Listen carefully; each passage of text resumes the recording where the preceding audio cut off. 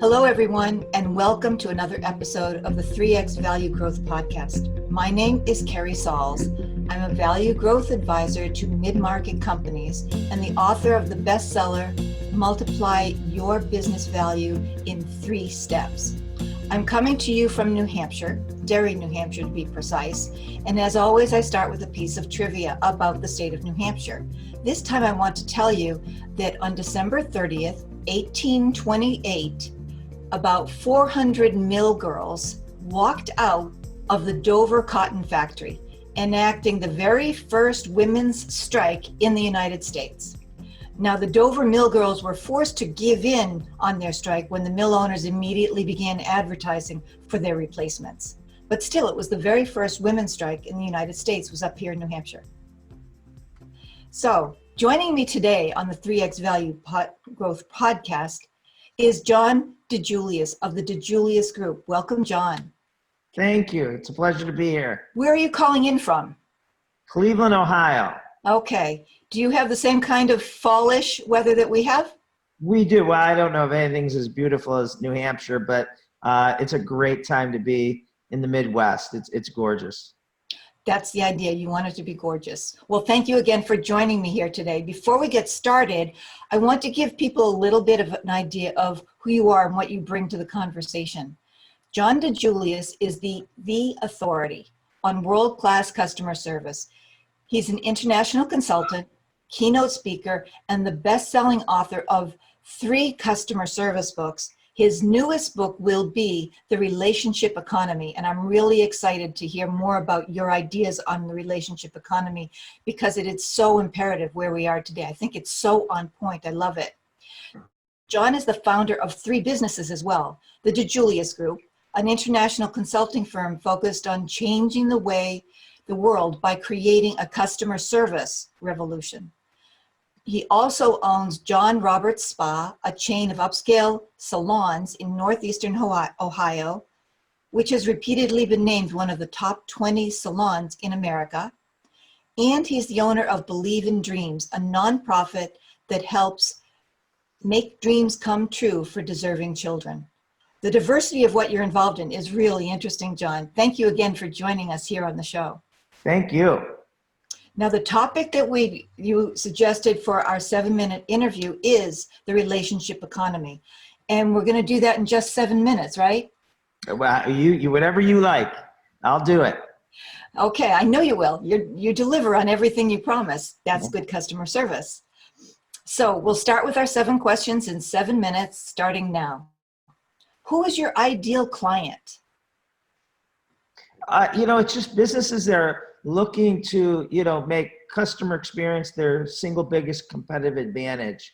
They want to be the brand people can't live without, and they want to make price irrelevant. Tell me more about what you mean by make price irrelevant. Well, making price irrelevant doesn't mean you can double your prices or even raise them 20% and not lose existing customers. What it does mean is based on the experience your brand consistently deliver, your customers have no idea what your competition charges, right? We're all price sensitive. And if you've been like me, I've driven 3 extra miles to save 50 cents on something, not realizing I just lost in that exchange. But we also each of us have a few people, vendors, partners, you name it, that we are so loyal to that I couldn't even tell you what they charge. Because I just don't pay attention, because they make me so loyal because of the relationship and trust that they've built. Terrific. Right on track.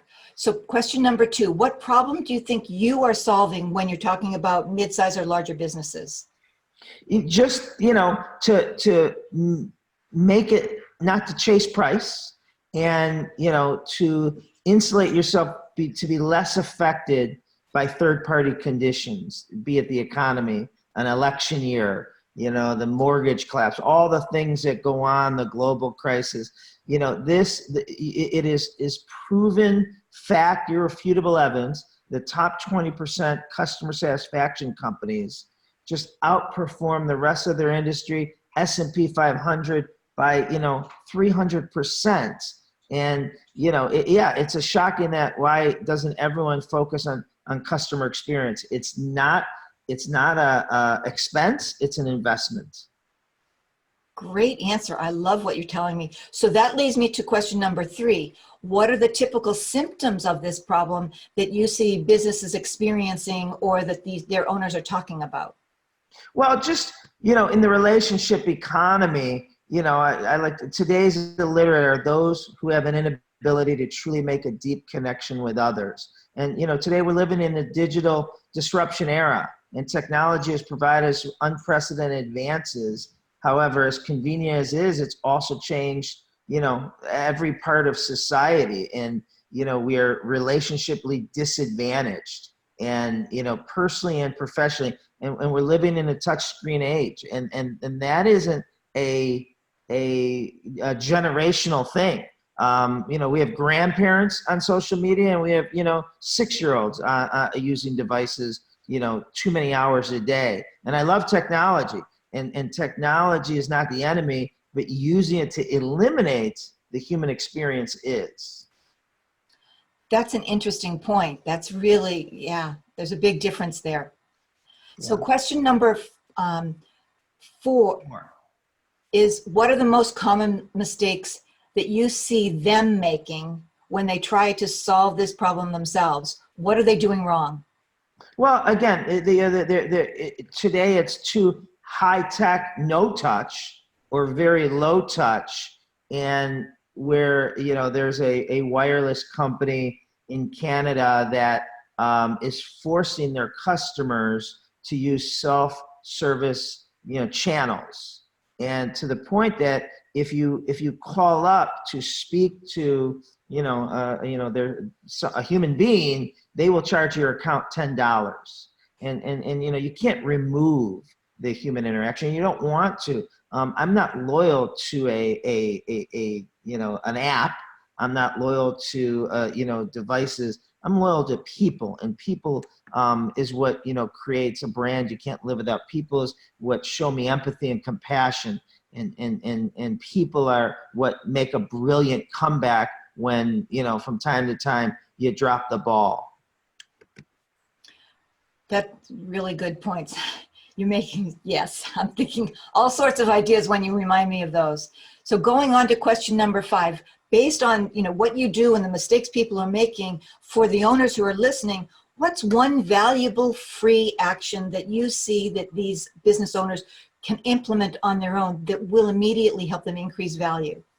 Well, you know, the first is making sure that we, you know, train and retrain, you know, every employee on the relationship building, the art of building relationships. It's not common sense. What, you know, you and I took decades to develop and cultivate over years, you know, the next generations didn't have that, and no fault to their own.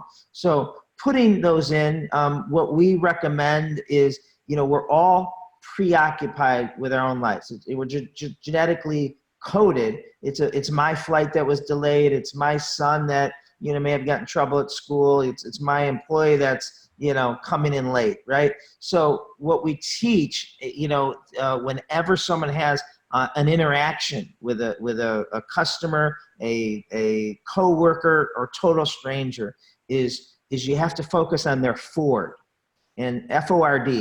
And if you focus on the other person's Ford and you learn 2 or more things of the other person's Ford, you'll not only, you know, build a rapport, you'll own the relationship. So Ford stands for family, occupation, recreation, and dreams, right? To each of us, our own Ford is those critical hot buttons. So that helps us focusing on, you know, other people's Ford and find out what matters to them. And then we can provide our recommendation, our expertise. But you really build an emotional connection when you focus on other people's Ford. That's a nice way to encapsulate it with Ford, because you're paying attention to who they are, what's important to them, and why, which again gets to your point about the empathy, so that indeed you're speaking the same language and you're creating that relationship, and then you can solve the problem. Exactly. Powerful, really powerful. So building on that, What's one valuable free resource that you can direct people to that will further help them solving this problem? On our website, all our blogs, are free. They can download them. They all share how they do that. The Ford concept, how companies are using the Ford concept in their CRM systems. So they're tracking it. They're having contests, Ford tracking to see, who in this month of September has gained the most Ford information on their clients. I mean, things like that it's really rewarding and fulfilling to the employee. And just as much as a leader should know the Ford of their employees. I mean, shame on us that, we may work together all day and for 3 years, and I can't tell you specific things about an employee. So, building that emotional connection is critical at every phase of our careers and our personal life. That's really powerful and something important to remember. My last question to you is to really turn it around and say, what's one question I should be asking you that I didn't? And share the question as well as the answer, please.